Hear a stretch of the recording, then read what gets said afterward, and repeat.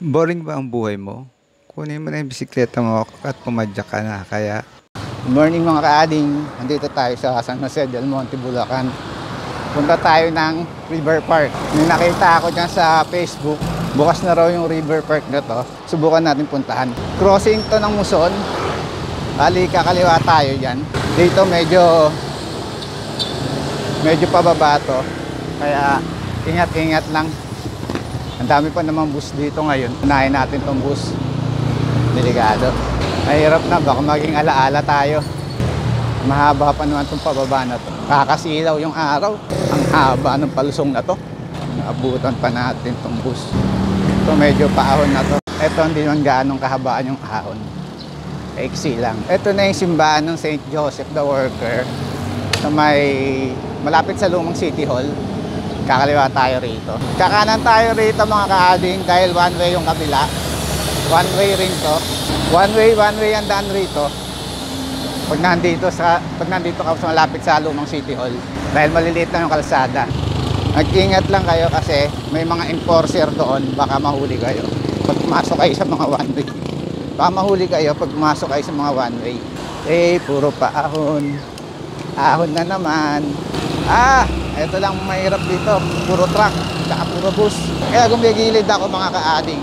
Napakaliit ng kalsada. Bali nandun ka sa safe side.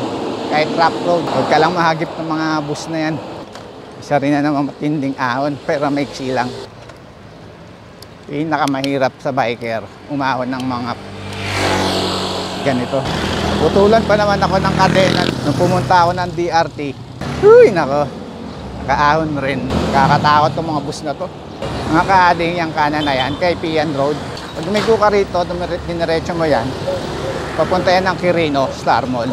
Kung makikita nyo mga kaading, ito yung bago nilang City Hall ng San Jose. Ganda oh. Bali, lakad tayo rito. Ang alam ko meron silang River Park dito. Pinaganda nila itong lugar.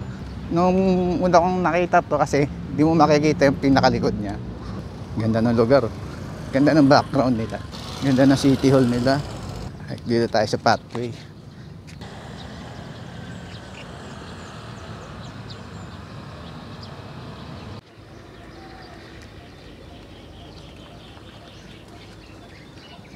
Guys, sobrang ganda ng City Hall nila.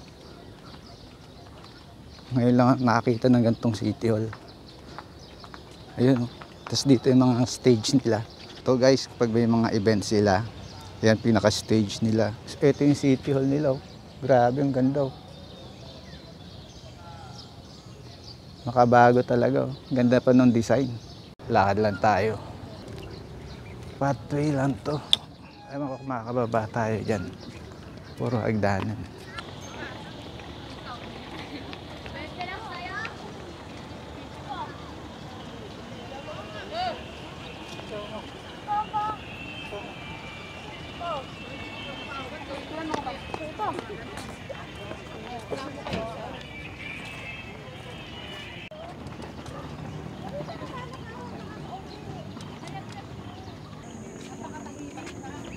Dito guys sa likod nila, yung pinaka riverbank nila.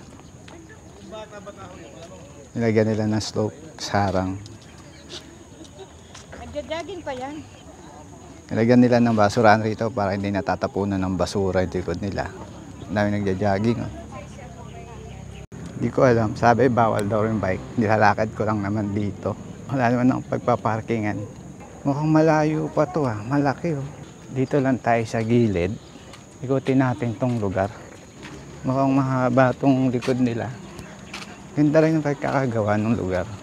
Haba ng jogging area. Pwede mag-bike dito. Bike area pala to. Ito pala yung pinaka-bike lane nila. Pikiraan po. Just ikot ka lang rito. Two-way naman to. Excuse me. Pikiraan po. Ito pala, hanggang dito lang yung bike lane. Wala nang pupuntahan. Yung tulay guys na yan, papunta na ng Angat yan. Sa pinaka-main. Ganito talaga yung park. Napakaganda. Enjoy na enjoy ka rito sa park. Ganda. Sana yung bayan namin ganito kaganda yung park. So picture lang tayo dun sa may ilaw. Ganda siguro dito pag gabi.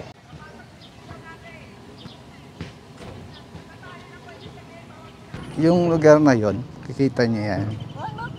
Fountain area yan. Bawal tayong pumunta dyan. Kasi baka maapakan yung mga ilaw. Masira ka agad. Mga kaading, uwi na tayo. Gugutom na rin ako. Dahan-dahan lang tayo rito. Medyo mabigat yung ahon. Uy! Sumayad. Kita nyo kaading, kung ganun kaganda yung city hall nyo, o kaya yung munisipyo nyo, mapapawaw sana all ka na lang eh. Hindi ka manghihinayang kung saan napupunta yung mga tax mo dahil sobrang ganda ng city hall nila.